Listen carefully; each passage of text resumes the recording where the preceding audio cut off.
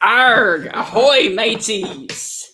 It is, of course, Halloween, and I'm just here swinging my sword. Hope everybody's doing quite well on this Friday. And it is, of course, Halloween Eve, and we have some wonderful football matchups this weekend. And I'm actually donning the Pirate here because of Coach Mike Leach in Mississippi State. You know, obviously, I felt like that they could use a pick-me-up before coming over here to Tuscaloosa to take on the Crimson Tide. So we have a great show on tap today. We're going to have Mark Schlabach on the show. We're also going to be talking with you guys. So sit back, relax, and enjoy as the Pirate and my co-host get you ready for all of the great college football this weekend. Arg! If you don't watch, I'm going to make you walk the plank. The Dogs and Stingray are coming for you! This is Stephen Ray, a.k.a. Stingray, coming to you live from Tuscaloosa, Alabama.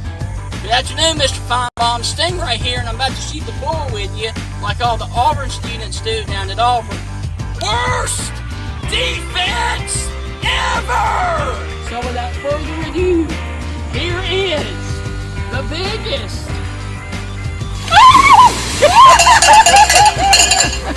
Alabama going for the field goal. The kick is up. It is away. It is no good. Chris Davis bringing it out of the end zone. Oh, he's got blockers. Chris Davis up the sideline. Here he goes. Here we go, guys. Dobbs back to pass. Launching the ball. Jennings, he's got it. Jennings, he's got it. Touchdown, Tennessee! They shocked the Dogs in Sanford Stadium! Are you kidding me? My God almighty! What an epic way for the Tennessee-Georgia rivalry to end this game! What a play! Wow!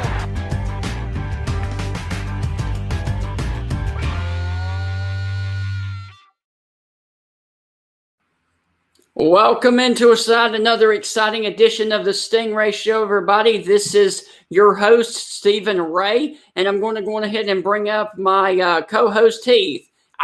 Heath, how are you doing, my friend? Stephen, I see you're in the Halloween spirit today over in Tuscaloosa. Absolutely, and you're not?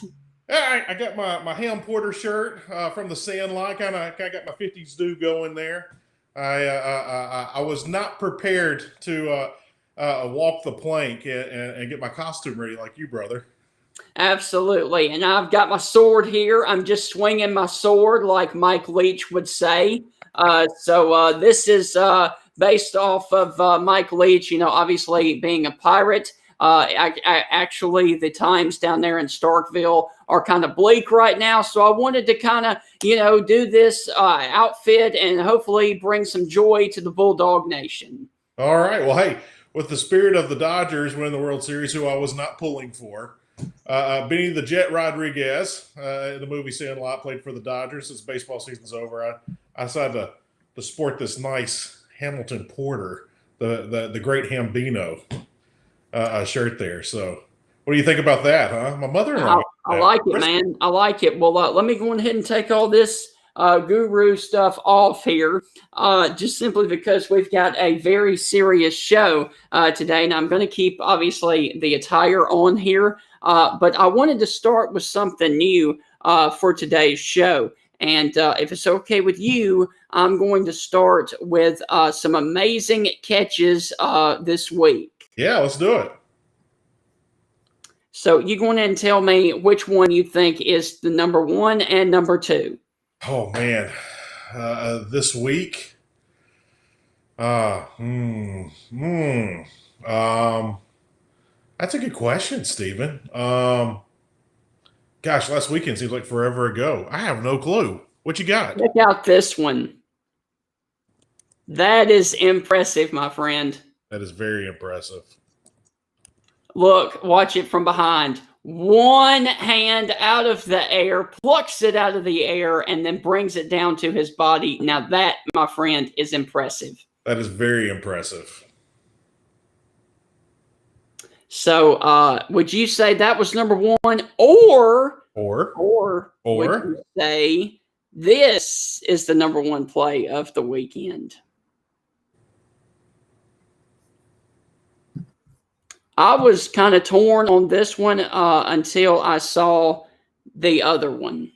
And this one, of course, is from the Nebraska-Ohio State game. This one gets my vote. You think so? It gets my vote. I mean, it's a touchdown. Watch his body control in midair. It's just crazy. Look at this. I mean, how he brings his body back in midair. That's just amazing to me. Get that foot down. Yeah, that's my vote. I agree with that. All right, man. Well, is there anything else you would like to talk about today before we get into bringing some people on the show? No, man. I'm ready to get going and rolling with today's show. We got an exciting week of football, Halloween weekend. You know, I really wish the SEC office has got it completely wrong, Stephen. They want to honor the Tennessee-Alabama rivalry the third week in October. We've got to get Ole Miss and LSU playing every Halloween weekend. If not, if the game falls on Halloween, they got to play the Great Billy Cannon game. That's an amazing game. If you don't know what I'm talking about, go to YouTube after this. That was legendary matchups between Ole Miss and LSU. Crazy things always happened in that game. But Billy Cannon, I believe, broke 14 tackles on a punt return to beat Ole Miss and to win the SEC. So just a simple, just a great game, simply amazing. And, of course, Ole Miss had the last laugh that season. They called LSU in the Sugar Bowl, and Ole Miss got the win over LSU in the Sugar Bowl. But, yeah, I wish the SEC office would get off this Tennessee-Alabama rivalry. It's not a rivalry anymore. It's hammer versus nail. I know. And it's the Yellow Hammers there in Tuscaloosa. Yeah, it's pretty bad. Well, man, I tell you what, Mark Schlabach is going to join us here in about 10 minutes. That's going to be rather insane. Yeah, I've read a couple of Mark's books before, and I'm interested in asking him a couple of questions about those. We were talking before the show. So I look forward to talking to Mark and getting his thoughts on this 2020 football season and this weekend. And by the way, we actually did have some breaking news. I just now remember from last evening. Trevor Lawrence has come down with COVID and is out versus Boston College. What are your thoughts on that? I hope he gets the same doctors as Nick Saban got, right? Yes. or maybe the same lab to test him, right? Yes. No, that's a really tough break for Trevor Lawrence. I was really looking forward to that Clemson Notre Dame game. I hope that we still get that. But even if Trevor's not ready until game day, he's going to miss a lot of reps and practice and preparation and everything. So, it's 2020 is crazy, but this is kind of what makes football fun. Heaven forbid, if Clemson loses a game this week or next week due to them losing their quarterback in this because of this virus. I mean, that's just crazy. It's just insane what's going on. You know what, man? I think I'm going to put it back on for the rest of the show. Go for it. I don't know why, but I think I'm going to do it. All right, matey. Arg. All right, let's go ahead and bring in our first guest, like a person that's a viewership show. That's what we would like this show to be. So we have a couple of guests on here. Let's go ahead and pull up Sheila and see what her question is. All right. Sheila. Hello, guys. Hey, Sheila. How are you all? We're doing good. Great. How about you? Friday. Wonderful Friday, and I'm doing good. Thank y'all again for letting me be on the show.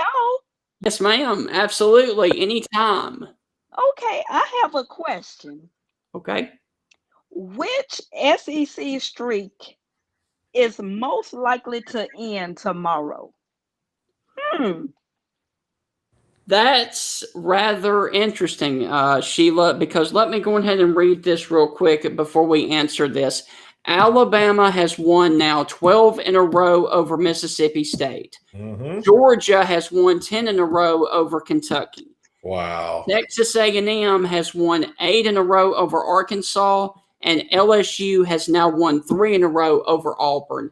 To me, personally, when I look at this schedule, probably the easiest one that I see is probably going to be LSU and Auburn. I think with the defensive issues that LSU has had to start the season, Auburn playing at home, they can actually knock off LSU. I really don't see Mississippi State or Kentucky ending that streak tomorrow. Okay. What about you, Heath? I think the simple answer for me would be that Arkansas A&M game. Right. I think Arkansas could do that.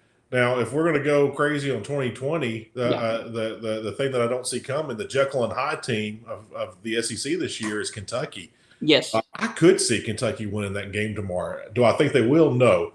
But could I see that happening? Yeah. Who's got the better quarterback? Kentucky. Who's got the better O-line? I would say Kentucky. Right. Who's got the better defense? Both of them are really good. I'll lean to Georgia on that. So I think that game could come down to special teams. It depends on which Kentucky team shows up. They're Jekyll and Hyde. So I could see Kentucky going tomorrow, but I'm not putting any money on it. Yes. Okay. Can I ask one more question out of concern? Yeah. Yes. Okay. The young guy that got hurt coming out of the gate on Alabama, would he be able to play again, or is his season over for this year? His season is over for this year, but he can come back next year. Okay. Yes. Well, thank you guys so much for having me. I love the show, and I will be back. Yes, ma'am. Right. Thank you so much. All right. Y'all too. All right. Well, that was Sheila. And once again, if you guys would like to be a part of the Stingray show, all you have to do is send myself or Heath a message, because Heath has a following too. So go ahead and send either one of us a message, and then we can send you the direct link, and you can actually join us like Miss Sheila did here just a few minutes ago.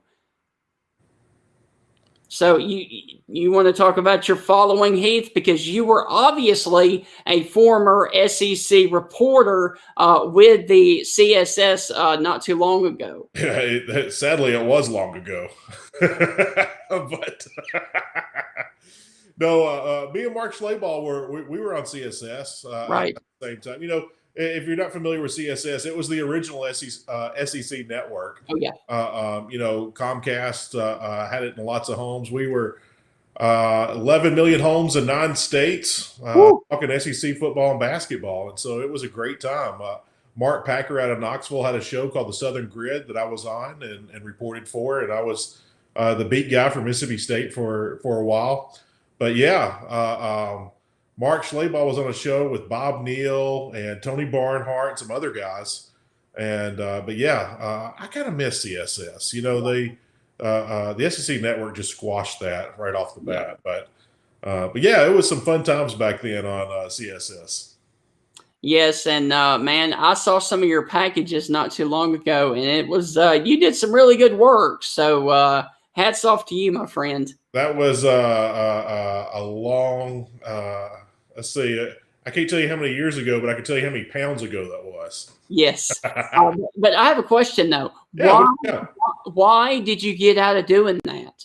I became a small business owner, Stephen. I started doing some stuff on the side, and I got into a contract dispute at the television station I was at, and I had done well for myself, and I decided to go out on my own, and things kind of just took off business-wise right off the bat, and I was making a whole lot more money than I was in television. Let me tell you a secret about folks in television. We're all broke. Yeah. We're all broke. And so, I decided to do that. And I kept my foot in production and doing some other things and doing stuff for some church ministries, doing some videos on the side, commercials, things like that, and voiceover work. And but yeah, I kind of missed it, and I started a little Facebook page. I think it was 11 or 12 years ago, just to keep my foot in the door on sports. And but yeah, I just enjoy SEC football. It's a hobby. It's a passion. It's something I like, and that's why I kind of got out of media. And I always said I would go back if it was the right situation. And that hadn't come along till you came along, right? I'm making the big bucks now with you, huh? That's right. Well, man, let's go back to some of those streaks that Sheila just talked about, and I just talked about. I just cannot believe that it has been since 06 and 07 that Mississippi State has knocked off Alabama. Well, I'm not going to hide my passion of Mississippi State. I'm a proud state grad. I'm a season ticket holder of Mississippi State, have been for many, many years. It's kind of crazy. Of all the great things Dan Mullen did for Mississippi State, he basically just gave away the Alabama series. Even when Kroom was around, we always thought that we always had a chance to beat Alabama, and we usually somewhat kind of did. Jackie beat up Alabama some. Kroom beat up Alabama. Dan Mullen came in, never beat Alabama. Yes. And most of the time, he never got close. 14 he got close, 18 he got close.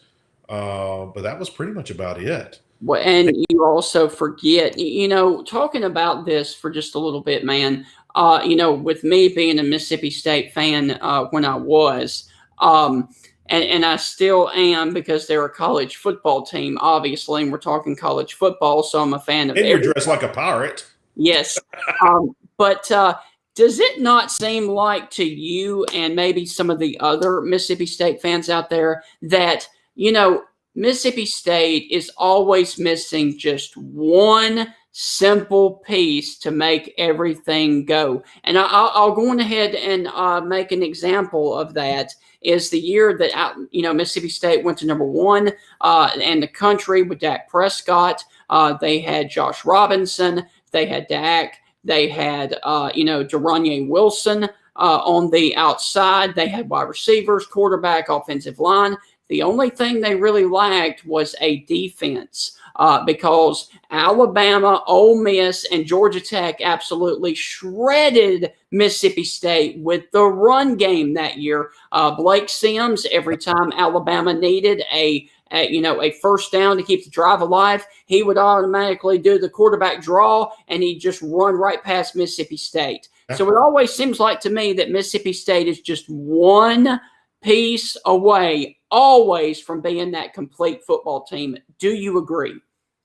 Yeah, usually Mississippi State's a player away on each side of the ball of being a super serious contender. Yes. And then other times they're an injury away of the season just imploding. Yes. And so that's kind of the thing with Mississippi State is the depth is not there, where other teams in the SEC, their depth is so much stronger. When we had Hugh Freeze on an earlier show, I believe earlier this month, it might have been last month, but he talked about you got to have 3 deep to compete at a championship level. And so that's always kind of been the thing with Mississippi State is they don't have the depth. Even when they have great teams that can be a top 10 team and compete and playing for New Year's Six bowl games, they've never had the depth. And so that's kind of the thing that needs to be addressed. And speaking of depth, Stephen, I mean, look what's happening right now this week with the depth chart at Mississippi State. I mean, to quote Steve Robertson, the Mississippi best-selling author, Steve Robertson. Yeah. Steve said if, he posted this on social media. He said, if you think these guys are entering the transfer portal on their own, you are wrong. I mean, Leach is cleaning house over there. He is taking these guys and taking them off the team. And these guys are entering the transfer portal. Now, guys like Jalen Maiden and Garrett Schrader, they're leaving on their own. And everyone's been vocal about that. But these other guys, hey, he's making them walk the plank, Stephen. Yes. Shape up or ship out. And he's shipping them. Hey, listen to this. Tony Yayo, I hope I'm saying that correctly. Did you see his comment? Yeah, Jefferson Pollard of Raycom Sports. I worked with both. And you see that right there, Ryan McGee and Clay Travis next week, man. We hope that we could get either one of those guys. So they're not confirmed just yet. So I don't know if we're big enough time yet to get Clay Travis on, but we're working on it, right? Work in progress, as we always say. Yep. The Stingray is a whip, work in progress. But we do thank all the loyal viewers out there that do watch us. And by the way, with it being election time right now, we do have an announcement that I would like to go ahead and say that on Tuesday, we will not have a show because of election. We feel like that people may be a little bit preoccupied that day. So next week, our show will be on Monday and Friday rather than Tuesday, Friday. Is it like for mayor or something? What's going on, Stephen? I don't know, man. No clue. But next Tuesday, we will not have a show. It will be Monday and Friday of next week. Hey, and people, get out and vote. We're not going to tell you who to vote for. Right. We're not going to talk about politics, but hey, it's your civil duty. Get out and vote. Absolutely. Well, man, we are just waiting here for a few more minutes until Mark Schlabach will join us. And dude, I'm pumped about this. Yes. Mark has written several books. A lot of people just know him for his work with ESPN. But Mark has written several books, and Mark is not an old guy by any stretch of the imagination. He's roughly my age, so but he's been in the game for a little bit, and Mark has been phenomenal what he has done over the years, and so I really look forward to Mark. Mark's got some fun stories he's going to share with us, and I look forward to bringing Mark on and asking him a couple of questions about the 2020 season. And some other stuff that's going on in college football. Stephen, hey, what's something that you're looking forward to this weekend other than Halloween? Well, other than Halloween, there are some really good games that we will talk about here in just a little while. But I tell you what, man, Michigan State is going to be one of them. And then, of course, you also have, Penn State and Ohio State up there in the Big Ten. But that game kind of has a little bit of a little bit of a less of an impact now that Penn State lost last weekend. Man, do you think that Penn State spent too much time preparing for Ohio State and not enough time preparing for Indiana? Yes. And got embarrassed? Because it wouldn't shock me if Penn State comes out and makes that a really close game with Ohio State. And wouldn't it be just perfectly 2020 that Penn State would win that game? I know. I mean, of what's going on this season, nothing is surprising me anymore. It's not. Nothing is surprising me. So, we've asked crazy questions all year. Hey, do you think this is a year that a non-Power 5 team can get in? Yes. Do you think this could happen? Yeah, anything can happen this year. It's just, you don't have the same roster week to week. Players could be missing like Trevor Lawrence. With some of your key players. So, 2020 is just crazy. And so I'm just rolling with it and enjoying it. I'm tired of complaining about it and crying about it. Let's just move forward, right? Yes.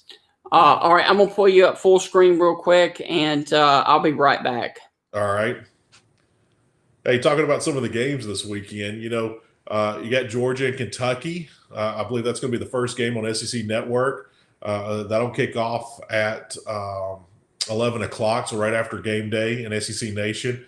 Also, the 3:30 game, LSU and Auburn, that's going to be on CBS. That'll be the national game of the week. I don't really know what to expect out of either one of those teams. Auburn, it seems like it's sliding back. LSU seems like it's coming forward. Both have been inconsistent, so we'll have to find out. Ole Miss and Vanderbilt. That's a game that I think a lot of people are looking forward to. That'll be on roughly at the same time as the national game, but that'll be on SEC Network. Vanderbilt thinks they can come in and win. I'm not putting any stock in that one. I like Ole Miss in that game. Mississippi State and Alabama on ESPN. If Mississippi State doesn't win the coin toss, they may not win anything at all. Do look for Mississippi State to address those offensive line issues. They've been having massive problems of having 5 offensive linemen blocking 3 defensive players, and it's just been a nightmare all season.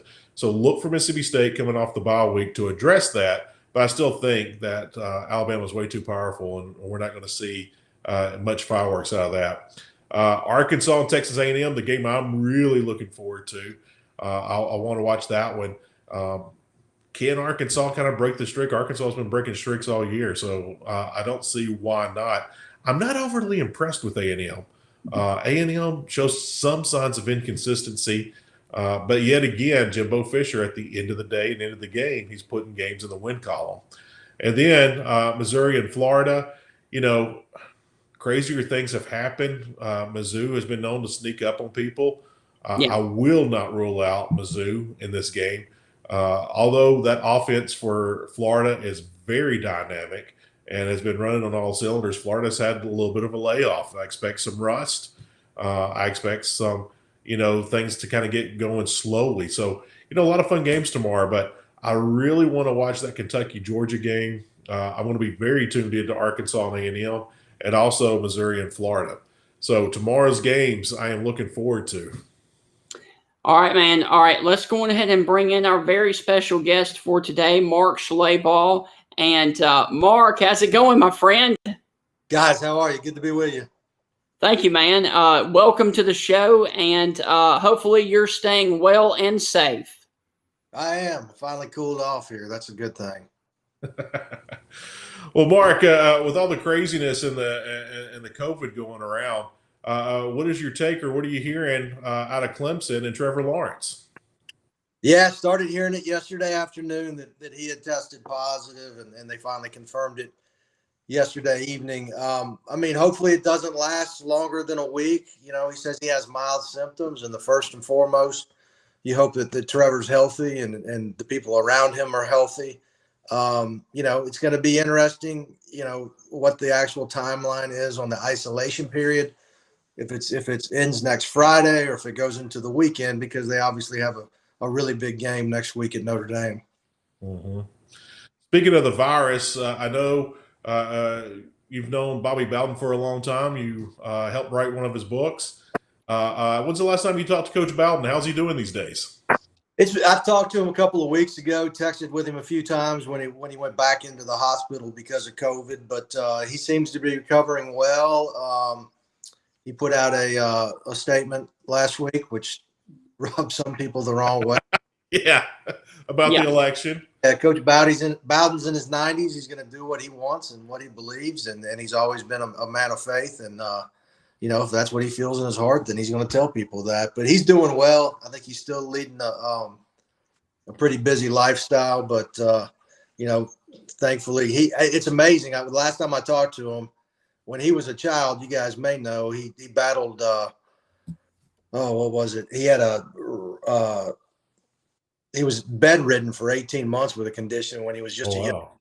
I'm trying to remember exactly what he had. I can't remember, but it was during World War II, and he was bedridden, and they were worried his heart was swollen and he'd never be able to walk again. And he ended up beating that and became a college football player at Howard, and went on to become one of the best coaches in football history. So he's beaten 2 illnesses now. You got any fun stories that you can share with us that no one else might know about Coach Bowden? Yeah. So right after we did his book called The Coach, we did a book tour across Florida and Georgia and some other states. Went to Birmingham and Nashville and some other places. But the best part of it, just besides being with him, was I got to be a chauffeur. And he'd go do a speech, and we'd sign books, and then we'd jump back in the rental car and get ready to go to the next place or go back to the airport. And he would tell me, he said, as soon as we hit the highway, I'm out, and I'll see you when we get to the other side. And we hit the highway, he was asleep, and he'd wake up 3 or 4 hours later when we got to where we were going. So instead of driving Miss Daisy, it was like driving Coach Bowden. But those couple of months were really, really fun, and it was really fun to get to know him. Is Coach Bowden a big snorer in the car? He's not bad. He's not, according to my wife, I'm sure he's much better than I am. Hey, speaking of some of your books, you wrote some of the Duck Dynasty books, Unfiltered, Psychology. Which one was your favorite to write? I liked all 7 of them because they all did well. But that was an amazing franchise, and probably the first one, Duck Commander Family, because that started. It was supposed to be a 1-book deal. Oh wow! Ended up doing 7 books, and it was amazing. I remember the first time I went out there, I was doing Willie and Corey Robertson's books, and Willie told me that he said Dad wants to see you, so Jeff drove me out to Phil's place on the river, and he said, "Well, I guess if you're smart enough to write Willie's book, you're smart enough to write my book, and then if I was smart enough to write Phil's book, I was smart enough to write Si's book, and then I did Jason's book, and then Phil wanted to do another, or Si wanted to do another book, and then Phil wanted to do another book, so it just kept coming, and at one point, I think we had 7 books in Walmart and Sam's Club at once, and God bless Walmart because that's where we sold all our books. But my favorite Robertson story, I got to tell you, I went out there duck hunting with him right before I started working on Phil's book, and we went duck hunting that morning, and then we got back, and Miss Kay cooked a big meal, and after the blessing, I picked up a piece of chicken and took a bite, and Phil looked at me and he said, Schlabach, that's what he called me, Schlabach. He said, Schlabach, it's going to be a hard winter. And I said, well, how you know that? He goes, because that squirrel you're eating had really thick fur. Oh, man. Tastes like chicken, Stephen. Whew. Tell you what, that's interesting. Hey, listen, real quick, what can you tell us about the Wisconsin and Nebraska game being canceled? Yeah, they announced it on Tuesday or Wednesday earlier this week. Wisconsin had they initially announced 12 positive cases, and they had done really well. Only had 1 positive case, and I know they had been very aggressive in their testing going back to last summer. I talked to Barry Alvarez, and they were part of the I believe it was Harvard study on the PCR testing. So they had been very aggressive and at the forefront of the testing and been more cautious than other people. I think they'd only had 1 positive test, and then all of a sudden they got 12. And of course, their 2 quarterbacks had tested positive, and Jack Crone, their starting quarterback, had hurt his foot in preseason camp, so he was out. So they were going to be down to about their 4th stringer. But then Paul Chryst, the head coach, got. And I think yesterday they announced they're up to 16 active cases now. They had to cancel that Nebraska game. Nebraska tried to play UTC this Saturday, and I talked to Rusty Wright, the UTC coach, yesterday, and they were, he was disappointed. He said he knew it was going to be a long shot, but he tweeted they're willing to play anybody anywhere. And he said if they had told us to be there Wednesday night, we would have been there on Wednesday night to play them. He said, the Mocs don't get a chance to go to a place like Nebraska very often. Right. Well, how does this affect Wisconsin moving forward because they're number 9 in the country? Yeah, I mean, I think their biggest thing, Stephen, the Big Ten protocol is if you test positive, you're out for 21 days. And to have those 2 quarterbacks out for as long as 3 weeks is certainly going to put them behind the 8 ball. I think they've got to play at least 6 games, or unless the rest of the Big Ten doesn't play an average of 6 games. So I think they've got Purdue at home and then at Michigan on November 14th. So that would be the key to, to get those quarterbacks back before that trip to the big house. Bringing things to focus back to the SEC in this weekend, Arkansas is taking on A&M. Is Sam Pittman for real? I mean, is this the guy they need for the rebuild? Can he make the right hires on offense and defensive coordinator year in and year out to keep things alive? Because I got a feeling Barry Odom's going to get a lot of job offers here in the next year or 2. Yeah, I think Eli Drinkwitz has done a great job in Missouri. I don't think Missouri was patient enough with Barry Odom, but Sam's guy, I don't know him real well. I've talked to him a few times when he was at Georgia. Kirby doesn't let you talk to his assistant coach as much, so really didn't get to know him, but I just know he's a guy that kids love playing for. He did a tremendous job recruiting at Georgia, did a really good job of building that offensive line. And I think that was the big question. Can a guy go from a position coach who's never really been a coordinator to a head coaching position? but he is. I mean, I think if the season were to end right now, he'd be SEC Coach of the Year and maybe among the top candidates for National Coach of the Year. But there weren't a lot of people that wanted that job. I know I had at least one other coach who's at a Power 5 school tell me that he turned it down because he thought it was a 3 to 4, maybe even 5 year rebuilding job because the talent level was so low. Wow. Hey, speaking of new coaches, Lane Kiffin in Oxford. I mean, I know he was looking for 2.5 million pennies on Twitter earlier this week, Right. For that $25,000 fine. Is Lane the right answer for the long term in Oxford? Is he going to be there for a long time, or is this just a flash in the pan? He's got to fix the defense. They've done a tremendous job on offense. The two quarterbacks are really good. The question with Lane is always going to be, is he mature enough and grown up enough to handle it? And I think he has grown up some. I was there in February and met with him for about an hour. He did a fantastic job at Florida Atlantic. I think he paid his pittance down there in Coral Gables. There are worse places to do that. And the Ole Miss people are going to like him. They're going to score a ton of points. They're going to be really fun to watch. But to compete in that division against Alabama and Auburn and LSU and Texas A&M, you got to play defense, and that's going to be the question moving forward. But I think he likes it in Oxford.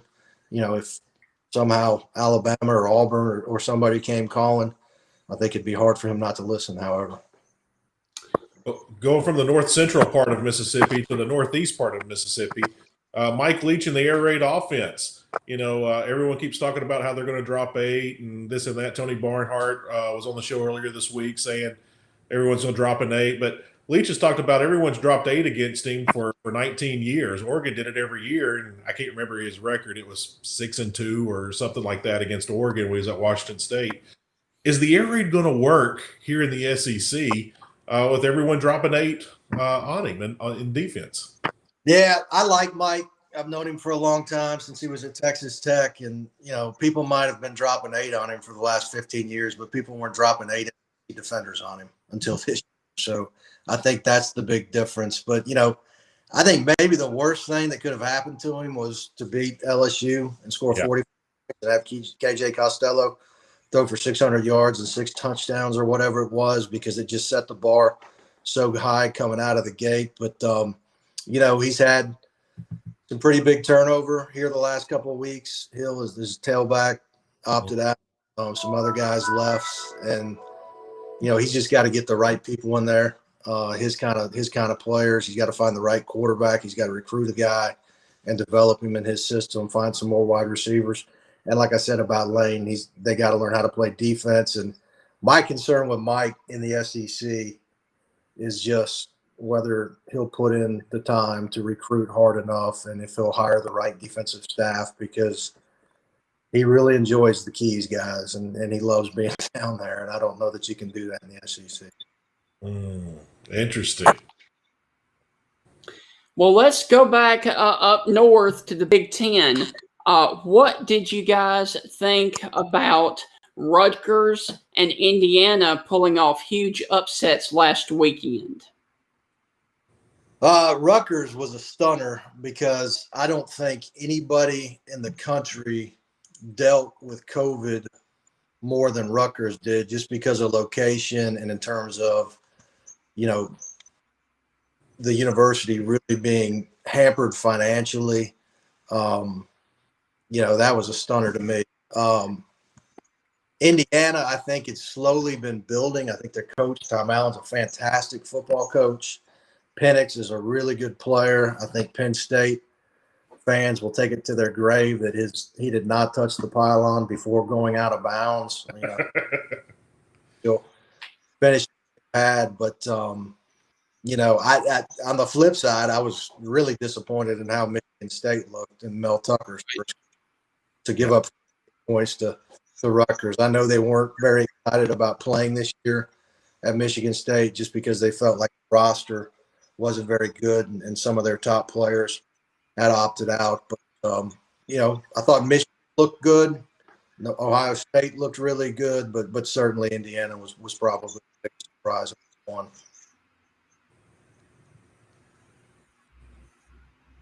Steven, you still there? Yeah, man, I'm here. Go ahead, man. Go ahead with your question. We're going back and forth, man. Yeah, I'm sorry.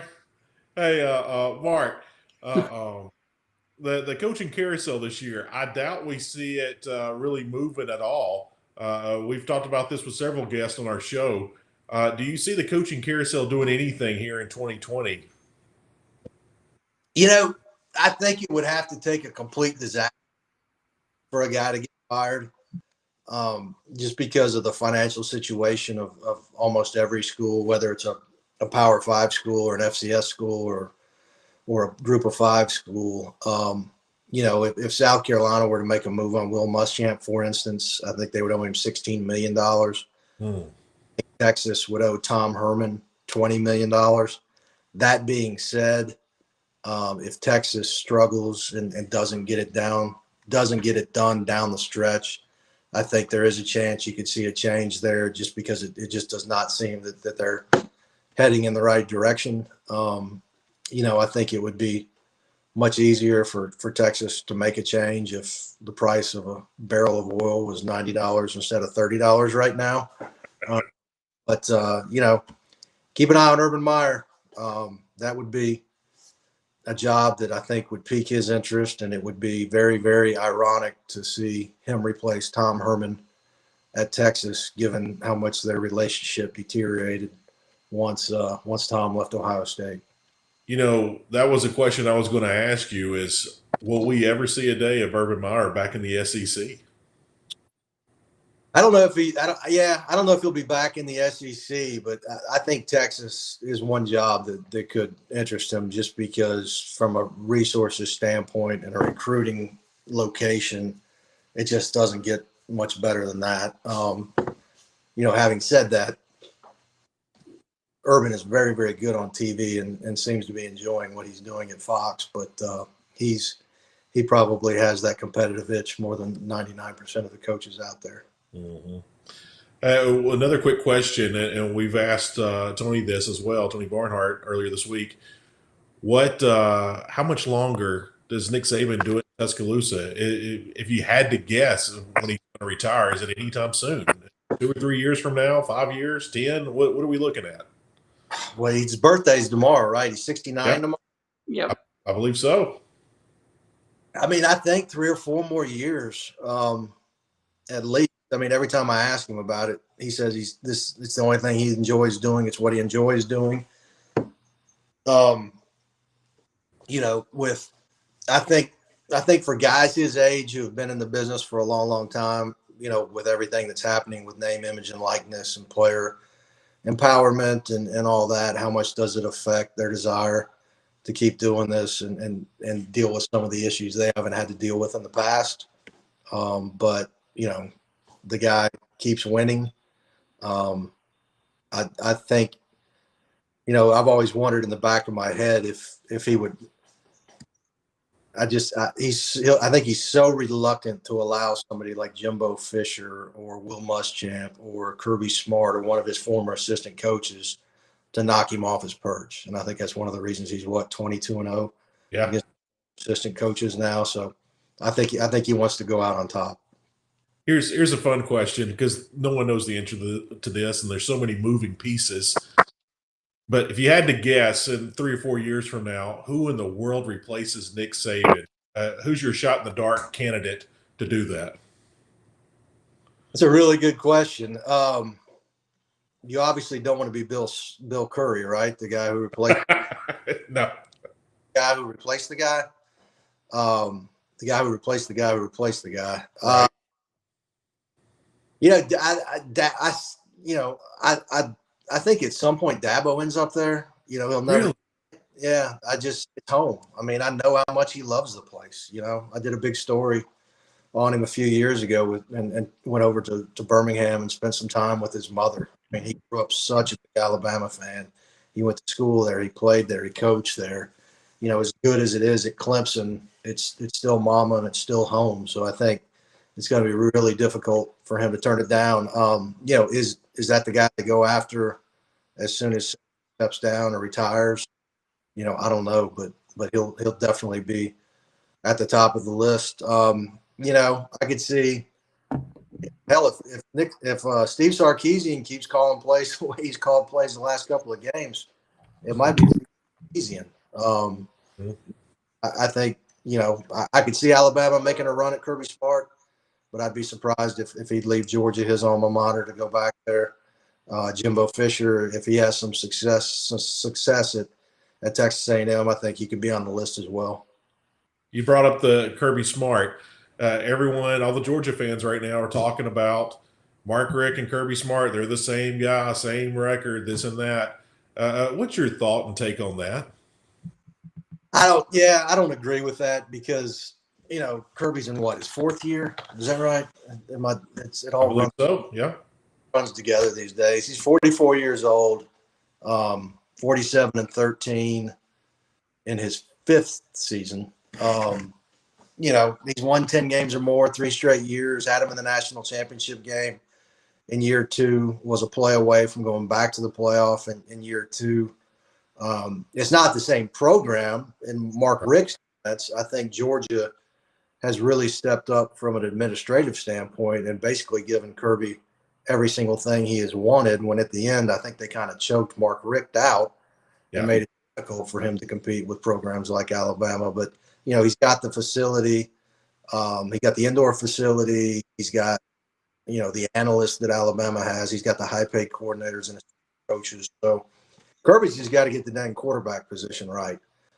That's one of the best defenses Georgia's ever put on the field. And, I like Stetson Bennett, and I love the story and, the mailman and being a 3-star recruit and a walk-on to leading the school he grew up loving. But, there's a reason he was a 3-star recruit. He's got some physical limitations, but I think he's good enough for Georgia to beat every team left on the schedule, except for maybe Alabama. And, I think Waddle's injury changes that, but will it be enough? We'll see. Well, dude, you have to tell the story about your dog going on the field at Sanford Stadium, man. You have to tell that story because this weekend is Georgia, Kentucky again.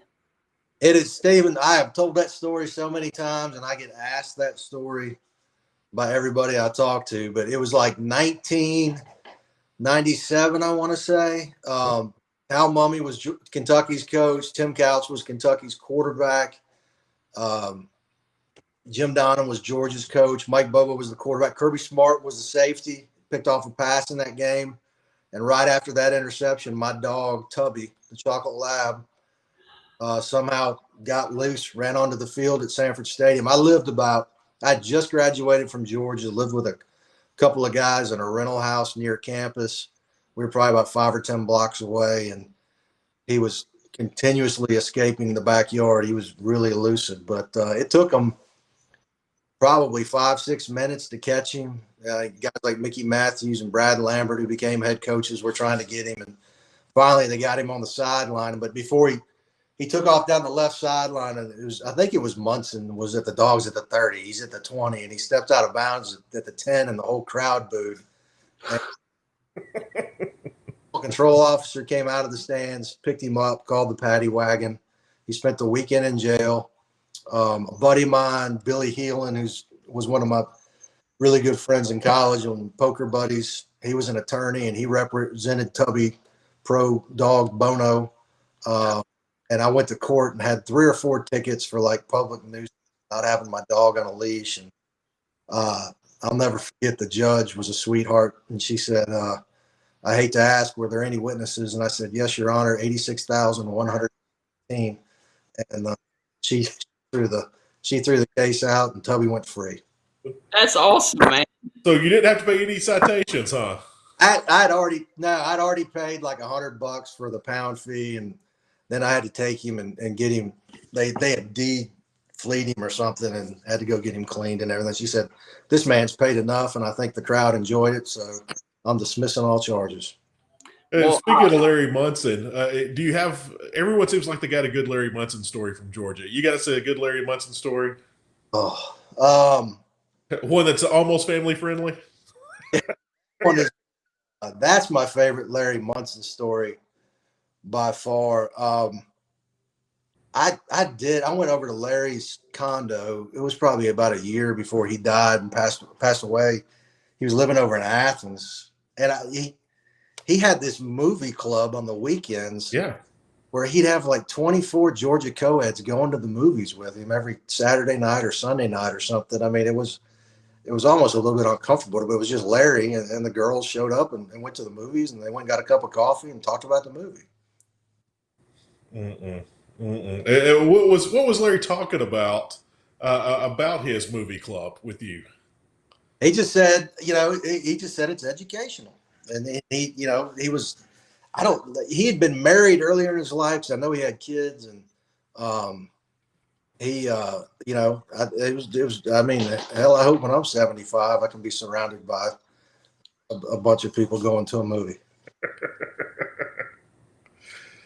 I'm trying to tell other Larry Munson stories, but the dog one is by far my favorite call. Well, what games are you most looking forward to this weekend? Ohio State, Penn State. I still think Penn State's got a good football team. I think they're, injuries at tailback, I think, really hamper them offensively. But, I think they got caught looking a little bit ahead last week. And, I want to see what Justin Fields does at night at Happy Valley. Sean Clifford played well last week, but Ohio State's really, really good. Georgia, Kentucky, just to see how Georgia bounces back from that game 2 weeks ago with Alabama. Florida coming back from their COVID problems, didn't have football activities for a while there, an extended stretch. How much does that hurt them? Right. It's Missouri. And, we talked about the job Sam Pittman's done and Barry Odom's done, but, Eli Drinkwitz has done a tremendous job at Missouri. They've been really, really good. How many more wins does Eli have to get to surpass Sam Pittman of SEC Coach of the Year?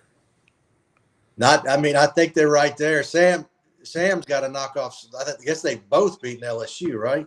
Right. Both beaten LSU. Yes, I guess. They get to go head to head on November 28th, so maybe winner gets SEC Coach of the Year. There you go. We can build that up. Yeah, that was a good win for Missouri last week over Kentucky. I think Kentucky's a good football team. They're having some quarterback issues too, but defensively, Mark Stoops has done a great job. He's never gotten enough credit for what he's done up there. Mm-hmm. Well, Mark, what do you think about the Alabama-Mississippi State matchup? Is there any chance Mississippi State could pull the upset, in your opinion? I think the only way it could happen, and God forbid it ever did, was the entire Alabama roster tested positive, Stephen. Yes. I don't know. I still like Alabama's depth and scout team on that one. What's the line in that one? About 40? It's 31.5 last time I checked. I'd give the points. Mac Jones, I'm going to tell you what, and we hadn't talked about this. We do a Heisman watch on ESPN.com, and I came really, really close last week to put Mac Jones number one. And if Trevor Lawrence misses one or hopefully not two, if he were to miss one or two games, does that give Mac Jones an advantage? I mean, that guy's already got 1,900 yards, 12 touchdowns, played 115 out of 146 passes. He's playing fantastic. I mean, those receivers are lights out, but, I don't think anybody expected Mac Jones to be doing what he's doing. No, no one did. And I would be with you. I can't see how anyone could not put Mac Jones as a finalist right now for the Heisman. I mean, he's having a phenomenal year. Let's go back to Waddle and last weekend. That's going to hurt. He was the most explosive receiver in the country. But I think Alabama's got enough depth that they can still make a run, and then they can still win a national championship without Waddle. Do you think Waddle is going to be just this, dramatic piece that's going to deteriorate the offense? Because I don't. No, I thought he brought so much to the table in terms of versatility and the return game. But still got Devontae Smith. You still got Mechie. You still got the big tight end. You know, Najee Harris has gotten so much better about catching the ball out of the backfield. And, you know, he's what's he got? 14 catches already. I mean, he's a threat. So, you know, they're I mean, the problem is for Alabama is when you had Waddle, Smith, Mechie, and Harris on the field, it was impossible to defend them. Right. I mean, we're going to figure out a way to get a guy in space. And now without Waddle in there, I think it makes it a little bit easier, but they're still going to be really, really difficult to stop. Yeah. And that offensive line, it doesn't seem like that many holes with that Bama offensive line. You know, the pass protection's there and the run blocking is there. And, you know, it's kind of odd these days because you don't usually get both. And Bama seems like they got both. No, he hasn't been touched much for sure. I mean, everybody talked about how good Georgia's defense was going into that game and how much they got pressure on the quarterback, and they really weren't able to affect him that much at all after that first possession. Leatherwood's played really good. The right tackle was a question mark coming into the season a little bit, but he's played well. I mean, they're as good as I've seen Alabama put on the field in terms of offense. And I still never thought I'd see Nick Saban coaching that style of football. Right. Yeah, I know we talked about head coaches in the coaching carousel. What about coordinators? I can't see how we can't see some new coordinators bouncing around, especially in Tuscaloosa on the defensive side of the ball. Yeah, I mean, in his defense, Golding's defense, he, you know, they were banged up last year, and it doesn't look like Moses was quite as good as he was before the injury. They got to get better at safety. You know, Bo Pelini at LSU has been an absolute disaster. They were better last week, but, you know, talking to some coaches in the league, they feel like LSU's defensive line is pretty mediocre. They don't have the superstar they've had in the past. They're pretty weak at the inside linebacker position, and it's tough to play the scheme he was trying to play, and you know, and be suspected up front and at inside linebacker. And the other part of it is, you know, when Aranda left, Ed hired Pelini and kept all of his assistant coaches he already had, and you know, those guys had never coached that system before. So I think there were some early hiccups. So we'll continue to see whether or not they can improve. You know, other coordinators, you know, it doesn't look like Chad Morris has done much on the offensive side of the ball. You know, and Gus is another guy. I don't know what the magic number's down to. I think it's 24 million or something. At one point it was 49 and then 42. They would owe him a ton of money, but if it keeps going the way it's going, I'd never put anything past Auburn. Yeah. And finally, I do have one final question for you, Mark. Do you think Jim Harbaugh and Michigan is finally back in the Big Ten? That's a good win at Minnesota last week, but Michigan, they have to win the games that matter. They have to beat Ohio State, and he hasn't done that. Quarterback, you know, I think he's got 1 year left on his contract, guys. So he's got to get it done. You know, he's a guy that could bounce back to the NFL at any point. I had him in a New Year's Six bowl, so I think they're the second best team in the Big Ten behind Ohio State. I don't think they're good enough to beat Ohio State. I think to turn it over and make some other big mistakes, but I think they should be better than what they've been the last couple of years. Well, my last question for you is a little holiday theme related. What were some of the costumes you dressed up as a kid at Halloween, and did you ever get into any kind of trouble growing up during Halloween? I was about 10 years old. My dad caught me with shaving cream. That was the last time that happened.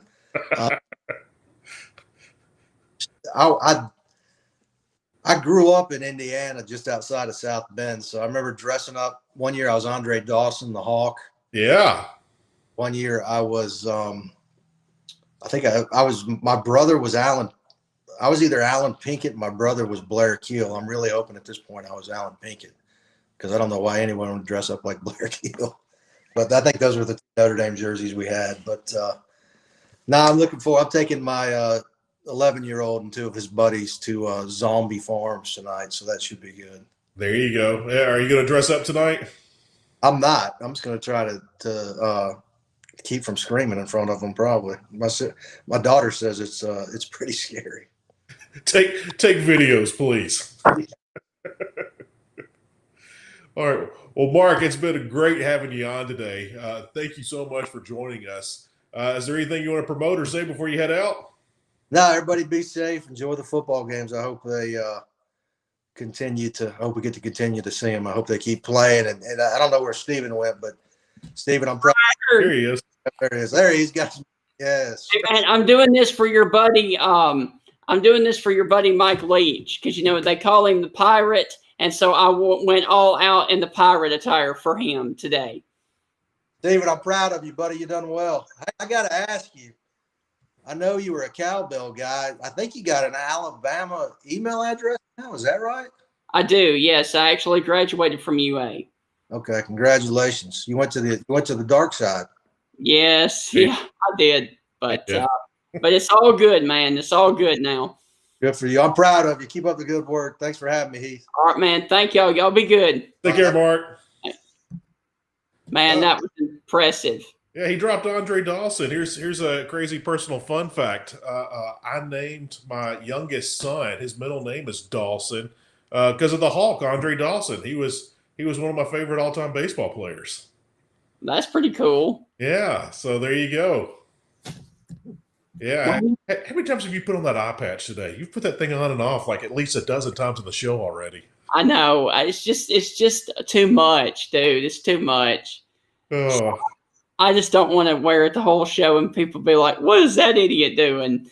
So, but dude, that was an insane, interview, and thank him so much for coming on, dude. That was awesome. If I had more time, and thank you, Mark, for all the time you gave us today, but if I had more time, I would sit around and ask him Cy Robertson questions for like the rest of the afternoon.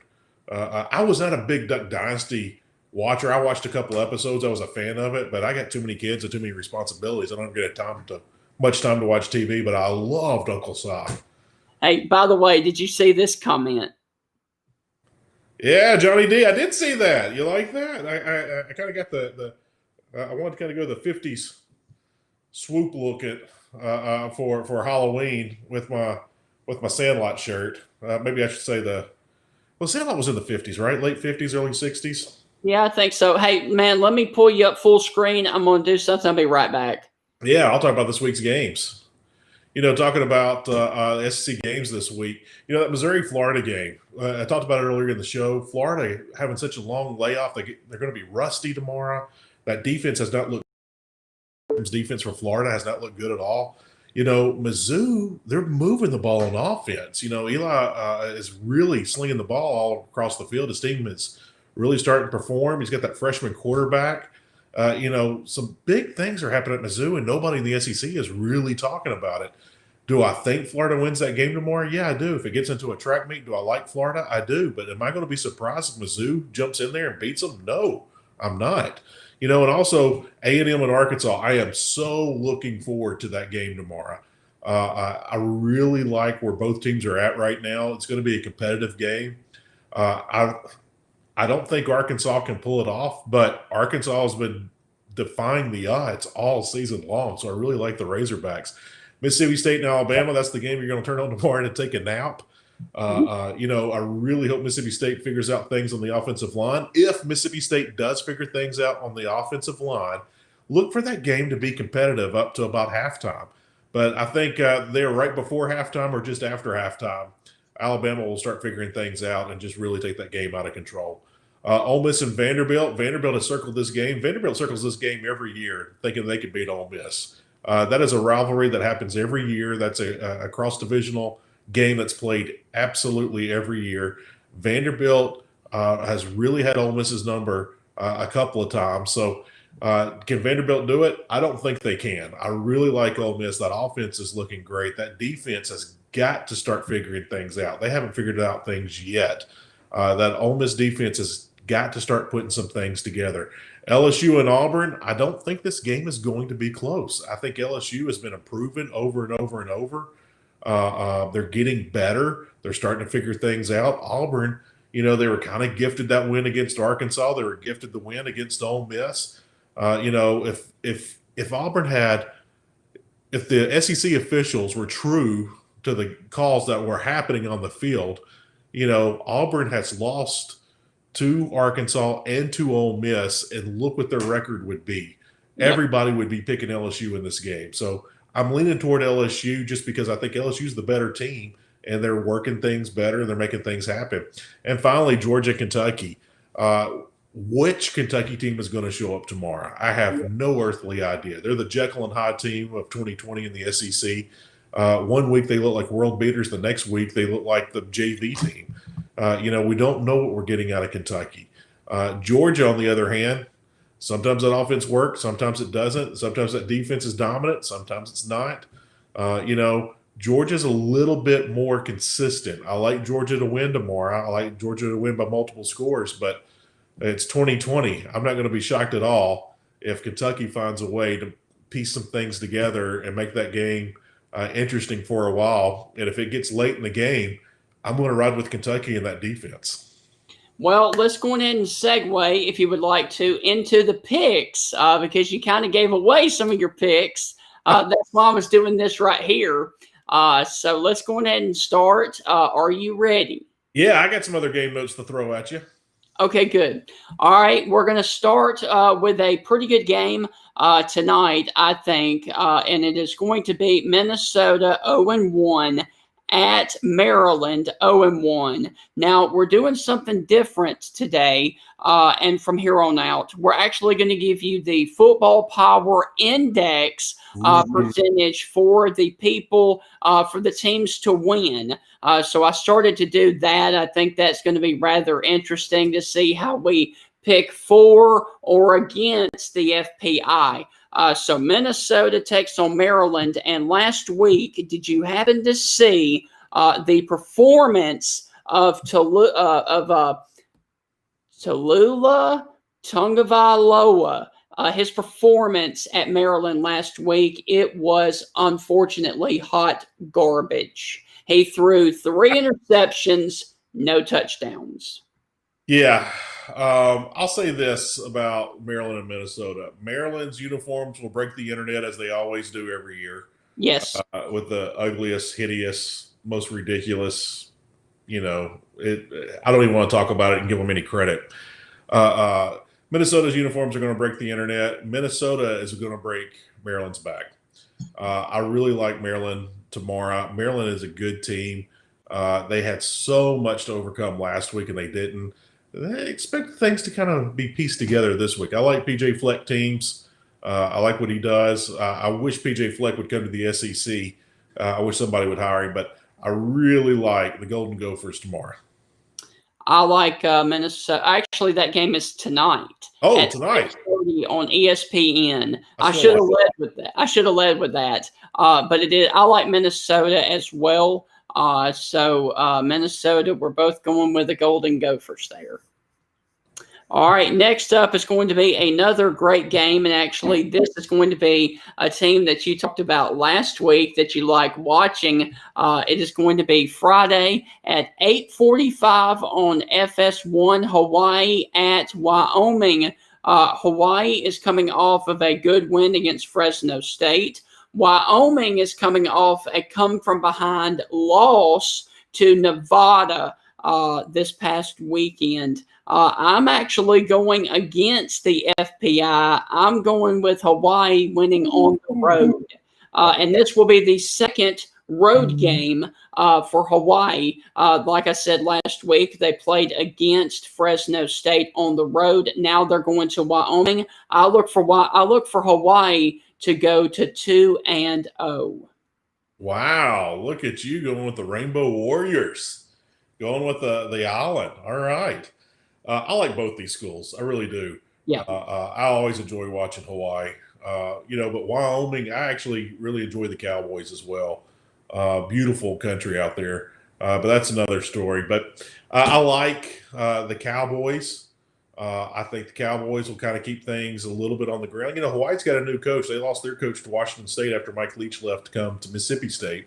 Right. So I think just because of a new coach and some new wrinkles, this game will be interesting for a while. But I do like Wyoming to pull it out. And by the way, Fresno State knocked off Colorado State last night in the Mountain West. So we had a game last night, and Fresno State now is 1-1, and Colorado State drops to 0-1. So next up is going to be our first game for tomorrow, and it is going to be number 5 Georgia at Kentucky, 11 a.m. on the SEC network. The FPI gives Georgia an 85% chance to win, and Georgia is a 17-point favorite. Stephen, if the weatherman, and you know a little bit about that, so there's going to be an 85% chance of rain, would you take your raincoat or an umbrella? Yes, I would, but I wouldn't go to that game anyway. No, I like Georgia. I like Georgia to win this. Again, if Georgia comes out flat and keeps Kentucky around, Kentucky can beat them and can embarrass them. The season can be over tomorrow for Georgia if they come out flat. I don't expect that to happen. I think Kirby will have them in tune. I like Georgia. I like Georgia by double digits. I like Georgia going away. I like Georgia as well, but like you said, Kentucky is a sneaky little matchup there because of what their defense has done this past week, this past year so far. All right, next up is going to be, and I'm sorry that we can't roll the highlights, but I'm having video internet issues, so I apologize about that again. But like Heath always says, man, we're a whip. Yep, work in progress. All right, next up is going to be Memphis at Cincinnati, 11 a.m. on ESPN. Cincinnati is a 6.5-point favorite, and Cincinnati also has a 62% chance to win this game. I started the last one. Who do you like in this one? Yeah, I've got to go with the home team. Hey, root for the home team. I'm right here outside of Memphis. I like the Tigers. I like the blue and the gray. I think the Tigers will be. They're on the road. I know they're on the road, but they're still the home team here for me. Gotcha. But I like that Memphis is the underdog in this game. I think this game is going to be very interesting.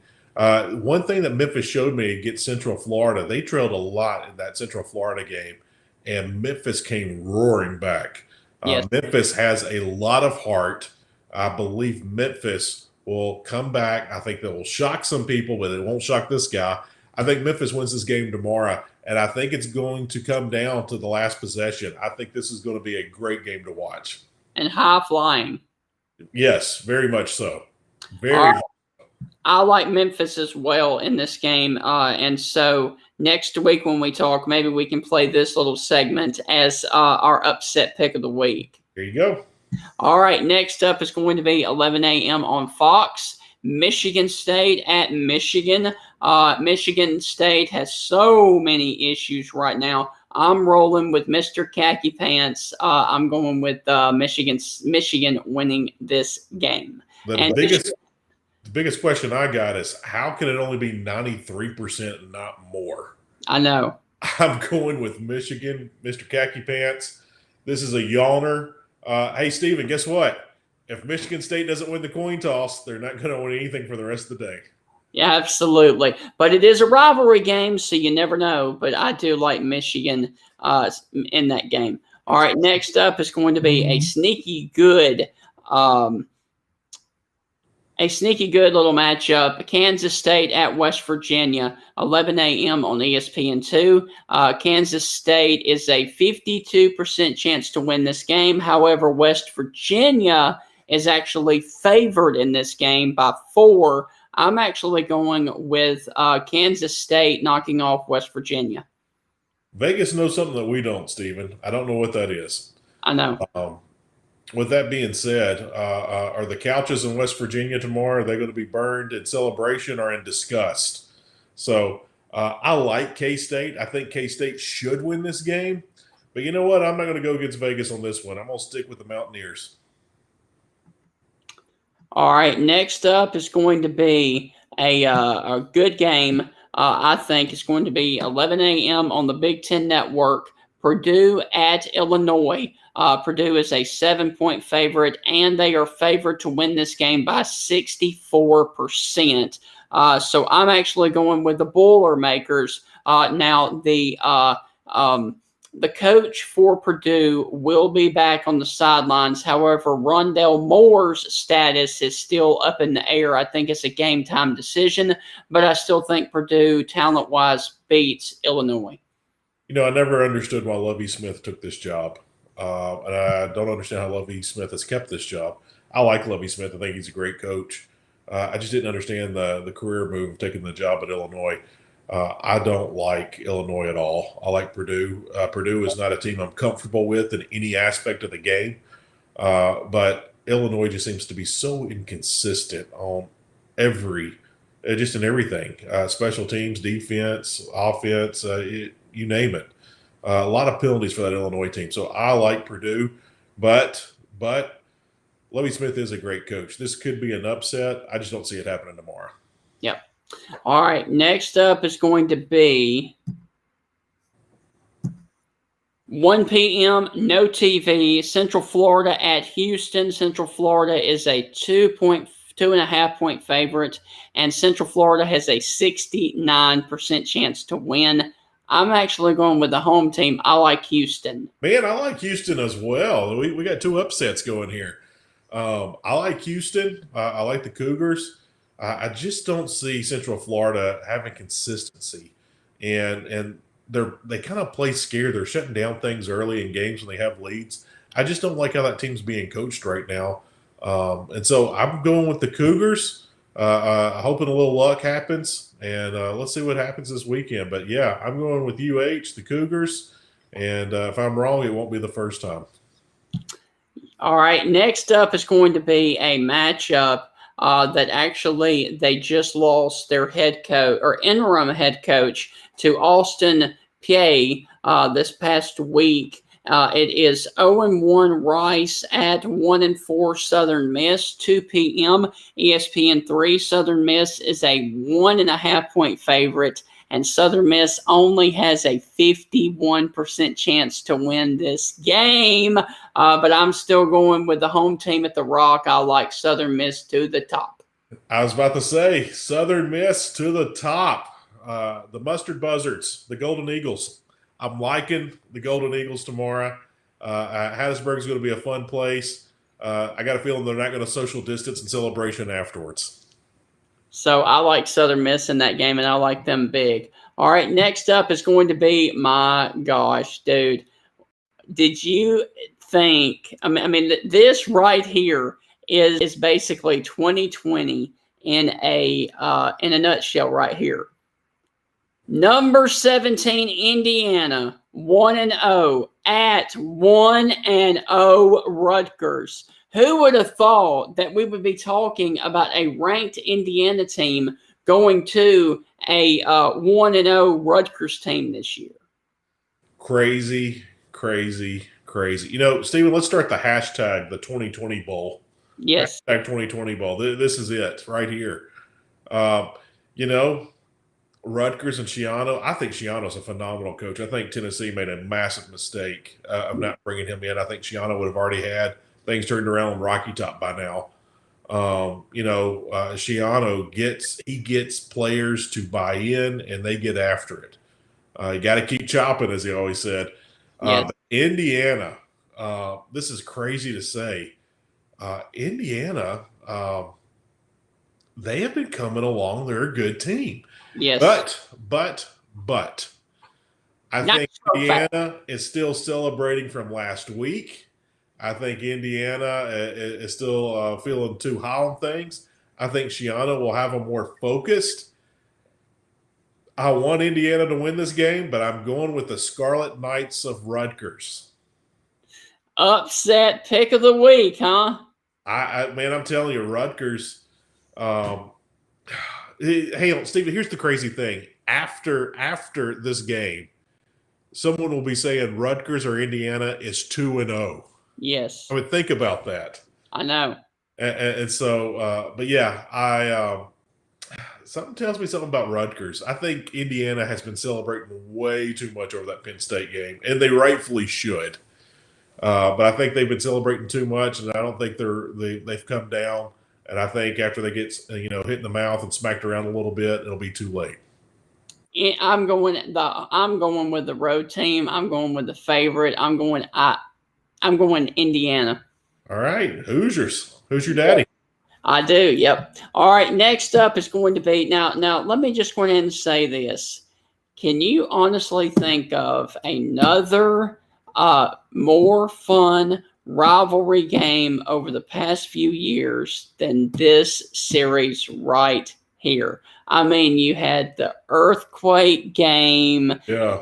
You had the Flynn to Bird pass with 1 second left, the national championship year for Les Miles. It is LSU 2-2 at Auburn 3-2, 2:30 CBS. LSU is a 3-point favorite, and LSU only has a 52% chance to win. This is a coin flip, and Miles Brennan will not play tomorrow. Again, if you take 2 wins away from Auburn, you take that Ole Miss win away, and you take the Arkansas win away, which rightfully should have happened, you're looking at a 1-4 Auburn team. Is anyone picking Auburn right now? No. I like LSU. I like LSU to win. I think LSU got better last week. I think LSU is starting to hit stride. And I think Auburn still has so many question marks on both sides of the ball, and they're still trying to figure things out. Now, Bo Nix's numbers, when we had Cole on, Cole told us that his numbers are better at home. Bo Nix's numbers are outstanding at home. And so he is clearly a better quarterback at home. He's a better quarterback when he has a home game. But I just think LSU tomorrow comes in, strikes early, strikes fast, and I think it's going to get ugly. And if it gets ugly for a little bit and Ed Orgeron smells blood in the water, Ed Orgeron is going to take advantage of that and make some things happen. The only way Auburn stays in this game is if the offense is clicking, Bo Nix is making it happen, then I can see Auburn winning this game. But I just don't see that happening because they haven't shown it all year.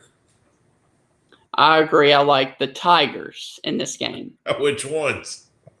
LSU, the Bayou Bengals in this game. All right, next up is going to be who do you think would have won that game, even though it's canceled? Who would you thought would have won that game? Wisconsin at Nebraska. I'm not a fan of Nebraska. I'm not a fan of Nebraska at all. I don't think Nebraska is good. I don't think that program's been good for a long time. And I don't think they have a good football team this year. I think that would have been a boring game.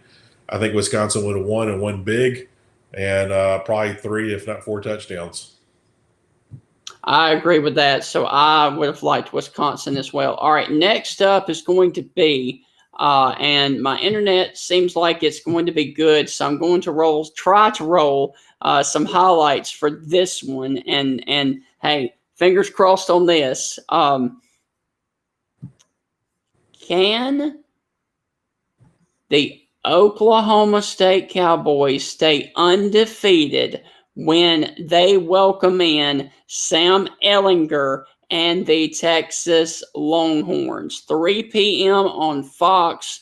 Oklahoma State is a 3.5-point favorite, and Texas only has a 51% chance to win.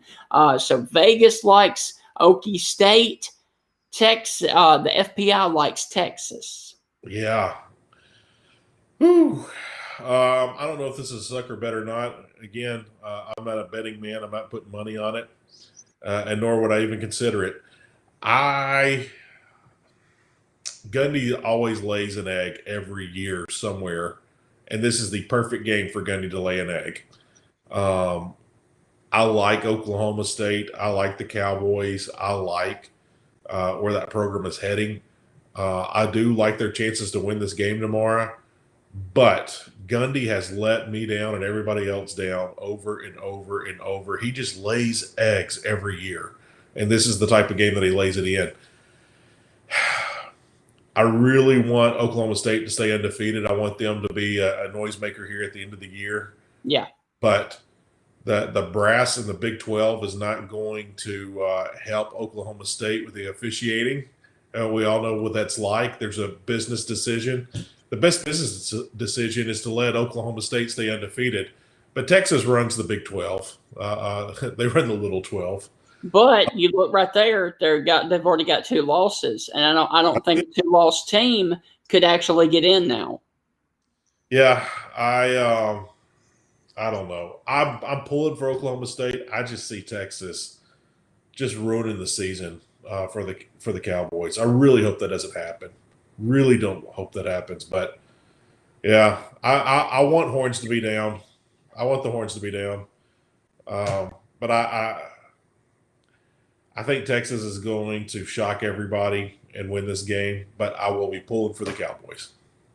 All right, I actually am going with the Cowboys of Oklahoma State getting this win and getting it convincingly. I hope you're right. All right, next up is going to be a game that you had actually talked about. And once again, my internet's getting back to normal as we finish the show. That's so frustrating. But anyway, it's just you got to take what you can take. Next up is going to be 1-4 Ole Miss at 0-3 Vandy. Man, if Lane Kiffin drops this football game, holy cow. I don't think we have anything to worry about. I like Ole Miss. I like Kiffin. I mean, Derek Mason, I know a lot of the players and former players at Vanderbilt and even the administration were so high on Mason. And they say he is clearly the right man. Even after his 3rd losing season, they were like, he is clearly the right man to get this thing going. I have never seen it. I think Derek Mason is one of the brightest defensive minds in college football and has been for a very long time and still is. But Vandy's just not getting it done, especially in recruiting.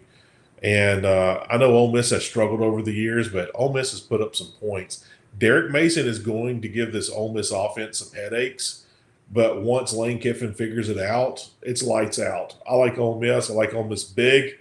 I like Ole Miss by at least 3 touchdowns in this one, if not more. I am actually going hotty-totty in this one as well. Sorry, Vandy. All right, next up is going to be uh-oh. Are you ready for it? Yeah, do it. Number 2, Alabama, 5-0, hosting Mississippi State. Hey, Steven, stop me if you've heard me say this before. Hey, your internet went bad. Uh-oh. Oh, it's good now. It's good. It's good. Oh, all right. No, stop me if you heard me say this before. If Mississippi State doesn't win the coin toss, they're not going to win anything all day. Alabama is just too powerful on both sides of the ball and special teams. The depth at Alabama has been insane. The Mississippi State fans, the word that's been used over and over and over this week is purge. The purge is going on. Mike Leach has taken several guys off the roster, and guys are entering the transfer portal right and left. There's a lot of drama that's been going on at Mississippi State. Leach is cleaning house. He's a disciplinarian. You get one chance. If you don't prove it, you're out. Yeah. So that's been going on during the off week in Starkville, and multiple starters in key positions are gone. So I like Alabama. I like Alabama very big. I like Alabama very early, and I like this game to get really ugly really fast. Yes. I agree with that. I'm actually going with Alabama in that matchup. They have a 97% chance to win, and it's at 6 p.m. on ESPN, and Alabama is a 31-point favorite. I think they cover that. Although they are going up against, statistically, the number 1 defense in the SEC. They are. I just think that there's going to be a lot of 3-and-outs tomorrow for Mississippi State. The defense is going to be on the field for a really long time. Yep. So I think that's going to hurt. The quicker the Alabama offense strikes, I think the better that helps Mississippi State's chances. But giving up points is not the ideal game plan for anybody in college football. All right, next up is going to be a battle of really good teams, and this used to be a game that was at Jerry's World. Now it is actually going to be in College Station. It's going to be a home and home now. Arkansas 2-2 at Texas A&M 3-1. It's 6:30 SEC Network. A&M is a 12-point favorite, and A&M has a 77% chance to win. Wow, 77% chance, and A&M hasn't looked solid for 4 straight quarters. They've struggled some. They struggled against Mississippi State defense. They just got into a track meet with Florida. So I'm just so shocked of all the faith that it's been put into A&M. A&M's a good team. They're not a great team, but they are a good team. Arkansas, on the other hand, they've got a couple of losses, but they've also got a couple of wins, and no one saw Arkansas doing that. This game used to be part of the Southwest Conference that Texas destroyed. Arkansas was the only team that was not from the state of Texas in the Southwest Conference. So with the big Southwest Conference Classic of these two teams battling it out, I like A&M. I'll be pulling for Arkansas, but I do like A&M to win, but I think this game is extremely close. I think it's very close. And you know why it's going to be close? Because Kellen Mond's going to keep Arkansas in the game. Yes. Gig 'em. I like gig 'em. Yep. A&M wins. All right. Next up is going to be a pretty good matchup. Now, of course, the home team here has not played since I think it was about a month ago. Missouri 2-2 at Florida 2-1. 6:30 on the SEC alternate channel. Florida is a 12.5-point favorite, and Florida has a 88% chance to win based on the Football Power Index. Yeah. I think this is going to be a whole heck of a lot closer than everybody thinks. I think it's going to be a really good game. And I think folks in the SEC office are going to be really mad at themselves that they didn't put this either on the SEC network or one of the ESPN channels. This is a really bad decision by the office to put this on the alternate network. I really like Mizzou to make this very, very interesting. If it gets into a track meet, Florida will win the track meet. Florida will win that track meet. But I got a feeling Mizzou has got something up their sleeves for tomorrow. I like Florida in this game, but I think this is going to be a dynamic, just a over-the-top game. I really think that Florida comes out flat. They come out rusty. They have problems. That defense has not shown up to a game yet. Yeah. And Mizzou's got an offense. So Mizzou's going to score points. Is Florida going to be coming out on offense, clicking on all cylinders? We'll find out. At the end of the day, I'm going with the Gators. It hurts, but I'm going with the Gators. I agree with that. I'm going with Dan Mullen and the Gators, but I think they could be real sloppy there for the first half. Mm-hmm. All right, next up is going to be another good game in the Big 12, and I'm actually just going to go ahead and do this. Shooters up. It is going to be Oklahoma, number 24, 3-2 at Texas Tech, 2-3, 7 p.m. on Fox. This is the last game of a doubleheader for Fox. And Oklahoma is a 14-point favorite, and Oklahoma is favored by an 84% chance to win.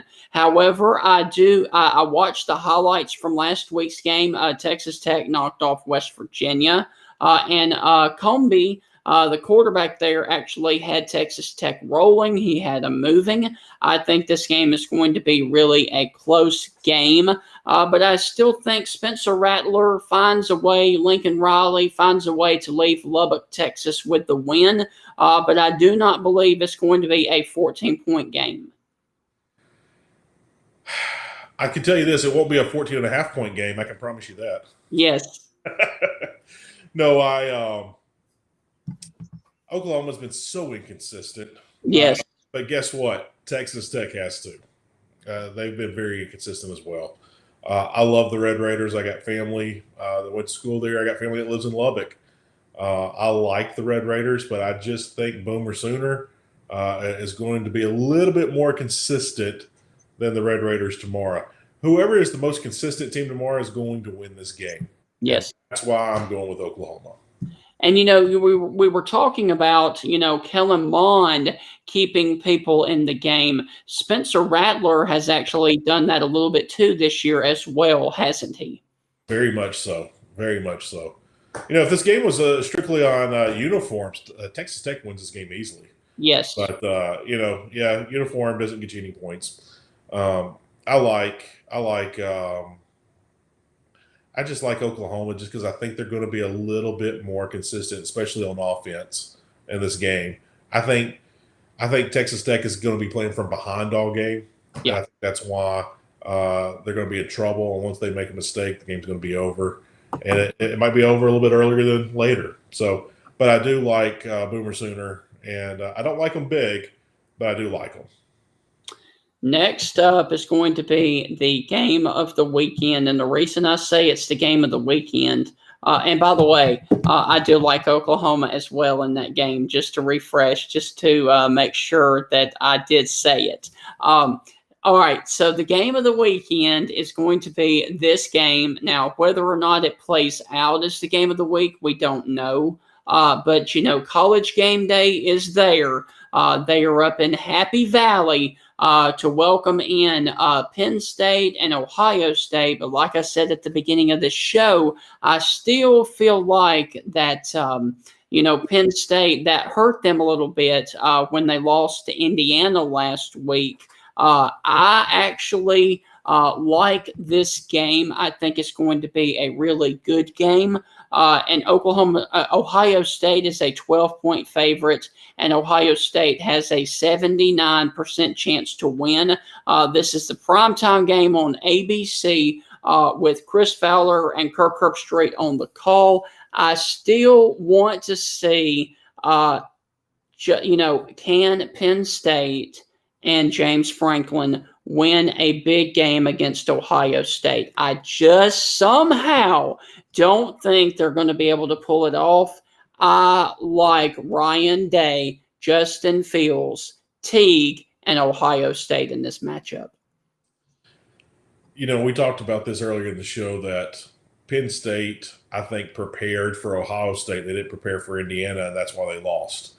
I think Penn State will come out and make this game very interesting.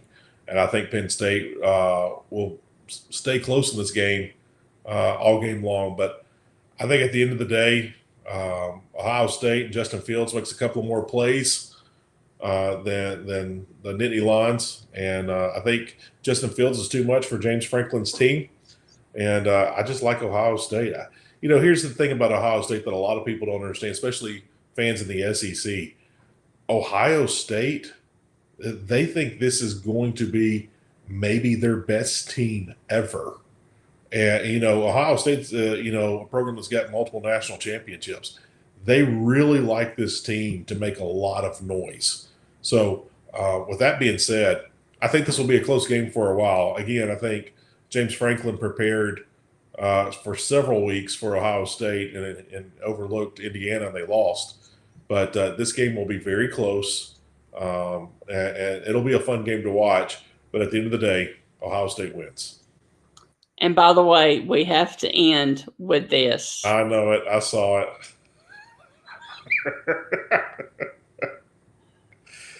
Oh, man. Yep. I love my wife. I love you, Julie. Yeah, you're pretty awesome. All right. Well, that's going to do it for the Stingray show. I hope everybody has enjoyed it. I do apologize once again about the internet to start off the show. But now as we end the show, the internet is picture perfect. So go figure. You know what? Tomorrow it's going to be fun. We've had a lot of Missouri fans chime in. I see you, Tom. I see you, Anthony. You know, I'm not against Missouri at all. At all. I think Missouri can make that game. I think Missouri can win that game. But if it gets into a track meet, I think Todd Grantham's team finally figures something out somewhere in that game. But, man, see, that game, I'm really looking forward to that game tomorrow. Right. You know, I don't understand why that game's not a primetime game. I think that's going to be one of the best games of this weekend. Because I really don't feel like that they had a network that they could put it on because, you know, everybody else. And plus, the Mountain West and some other leagues come back on too. So there's no time to put it on any time later because there are 9:30 and 9:45 games our time kicking off. So I think they had to go, well, we have to put it on the SEC network.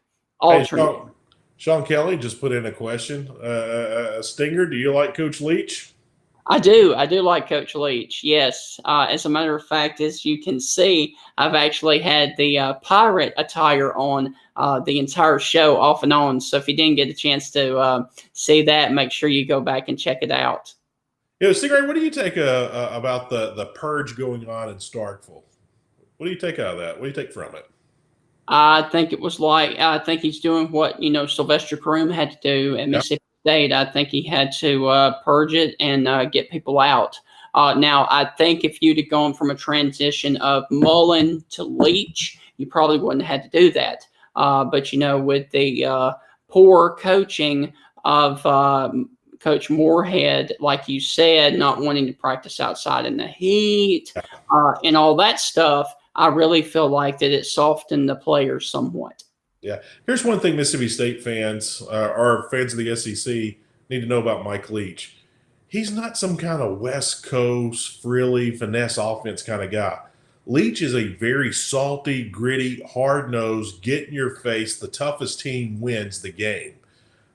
He loves physical football. And everyone thinks that the air raid is like this finesse West Coast, chuck and duck, you know, run and shoot kind of offense. And it's not. It's a very physical offense.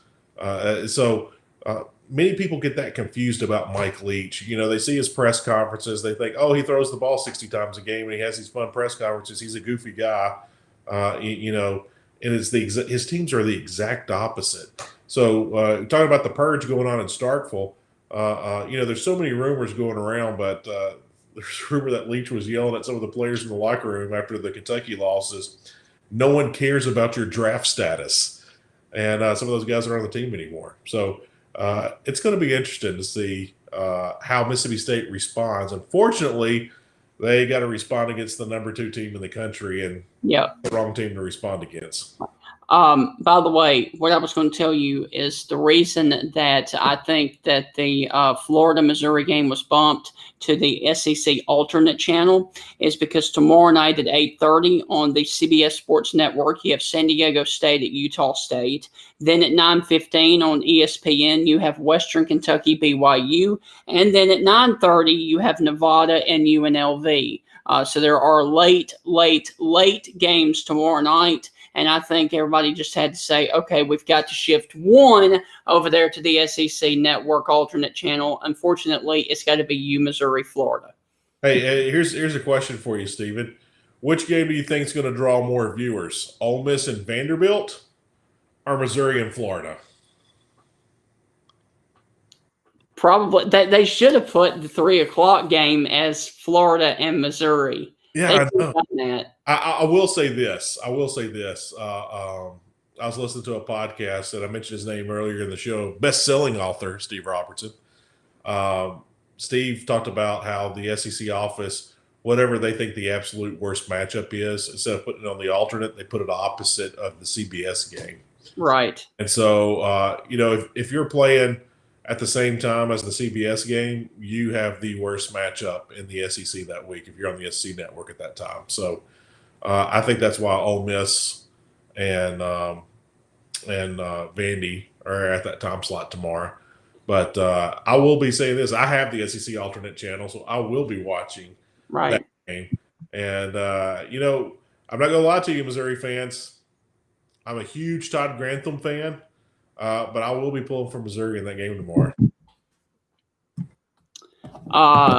Tom said that Louisiana Tech, Texas State should be bumped from ESPNU, and I agree with that because Louisiana is currently a 17-point favorite. That's going to be a really snoozer of a game.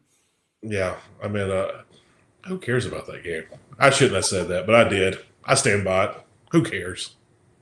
I agree. All right, man. Well, that's going to do it for this edition of the Stingray Show. I hope everybody had a wonderful time. Once again, Steven, I got to ask. I know you got your power attire on, and I got my Ham Porter shirt on for Halloween and my 50s hairdo.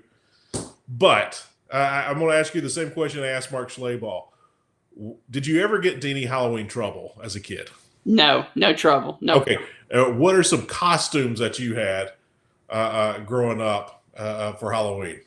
Well, one, I was a pirate. I tried to be Captain Hook. One year I went as Stone Cold Steve Austin or either Goldberg. I can't remember. It was one of those. And then one year I went as Godzilla. But the most famous one was when I dressed up at 16 years old to go to a Halloween party as Hank Williams Jr. Wow, Bocephus. Do you want me to pop up the picture real quick? Absolutely. That you should even have to ask that question. I want to see a 16-year-old Steven as Bocephus. Everybody wants to see that. I hope I still have it. I hope I can pull it up real fast. Wow, Bocephus. That's impressive. Did you do any karaoke that night? Yes, I did, and I had I actually did, and I actually got a limo to take me to the party, so it was pretty cool. Big time. Look at you, man. Yeah, it was pretty fun. Unfortunately, I can't find it right now, but I will. Yeah, I will put it on the show next week, though. Yeah, post it in the comments after the show, man. That would be awesome. All right, man. Well, I hope you guys have enjoyed the show, and we will do this again next week. Now, once again, our announcement was because of Election Day on Tuesday. We're not doing a show. We will be doing a show right back here on Monday and Friday of next week. All right, Steven. Hey, don't eat all your Halloween candy at once, right? Absolutely. Well, I can anyway because I'm on a diet. So there you go. All right, man. Well, I hope you guys have enjoyed it. And as always, God bless and enjoy your college football tomorrow. See ya. The Dogs and Stingray are coming for you. This is Stephen Ray, a.k.a. Stingray, coming to you live from Tuscaloosa, Alabama. Good afternoon, Mr. Feinbaum. Stingray here, and I'm about to shoot the bull with you like all the Auburn students do down at Auburn. Worst defense ever! So without further ado, here is the biggest Alabama going for the field goal. The kick is up. It is away. It is no good. Chris Davis bringing it out of the end zone. Oh, he's got blockers. Chris Davis up the sideline. Here he goes. Here we go, guys. Dobbs back to pass. Launching the ball. Jennings, he's got it. Jennings, he's got it. Touchdown, Tennessee. They shocked the Dogs in Sanford Stadium.